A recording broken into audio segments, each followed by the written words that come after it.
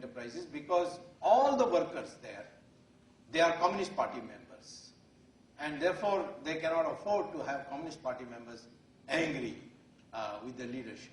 And these Communist Party members who work there, they have wonderful arrangement. They get free housing, they get free medical attention, they get free schools, and they get a huge pension. And it's a very, very settled, safe, secure life, which nobody once having got it would like to give it up. So the Chinese have this dilemma, what to do about these state-owned enterprises. Unless you close down these, because they're all old Russian machinery and so on, they're all out of date. They can't compete. Their goods are not very, very much in demand. But still, they have to keep going because the Chinese cannot afford to have their workers, which is now numbering in millions, to come out on the street. Because those workers who come out, they can't be employed anywhere else. So therefore, they have to back them and keep them. So this is another. And finally, as I mentioned to you, the current account balance. The current account balance is the current receipts from exports minus the current expenditures for paying for imports, etc., and plus the invisibles, that is money that comes in as service income, as software exports and so on.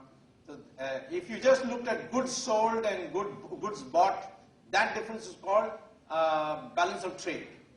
But the current account is not in the capital account, but in the current account where you get goods and so on, and then you get receipt of payments for something or the other. This would be included, and that current account percentage in India is presently running at 2%. Now it's climbing to 3%.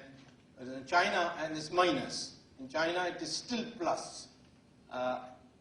And it could become minus in the near future. So now, if you look at the macroeconomic fundamentals, not bad, India and China. If you look at the structural parameters, overall okay, but some of these ratios have to be rectified. If you look at the institutional quality, there you find a fundamental difference between China and India. India's institutions are much better. The Reserve Bank is much more independent. The SEBI is largely independent. We have got lots of institutions.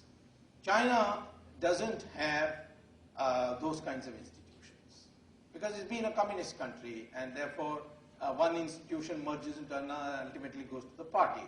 So therefore, in the case of the Chinese case, the institutional quality is poor, and that is really going to hamper the recovery process. India, if you have a crisis, you will recover, and you will recover reasonably well.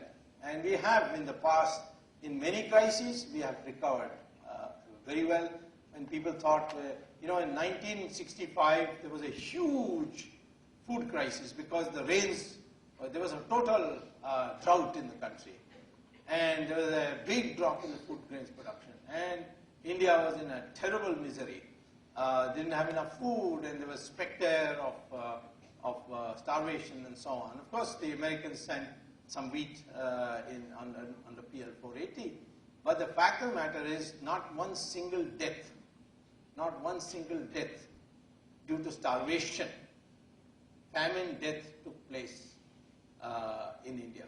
Somebody may have died of disease because he couldn't afford a medicine, but not because he didn't have food to eat, enough to eat. And India managed it very well because its system, its managerial system, this bureaucracy, its railways, all that went into operation, and we were able to do it. Nobody thought we could do it because in America, there were two brothers who were working for the State Department. One was called William Paddock and the other was called Robert Paddock. So if you go to Amazon.com and type Paddock and Paddock, World Famine 1975. These two American officials wrote a book saying that world is going to have a famine in 1975. That is, they wrote in 1965. And said that at that time the United States has to decide which countries to rescue and which countries to abandon. So they said we have to borrow military terminology in this, because in the battlefield you will not rescue all wounded people. Some wounded people, those you think are anyway going to die, by the time you carry them, you abandon them. So they classified countries according to the rescuable countries and non-rescuable countries, and India came under the non-rescuable country. India is a bottomless pit. Even if the entire production of the United States is given to India, even then it will not be enough, and India is doomed to starvation. Not only that, there will be food riots in which cannibalization will take place in India. Indians will start eating each other. It's all in a book written by US government officials. And at that time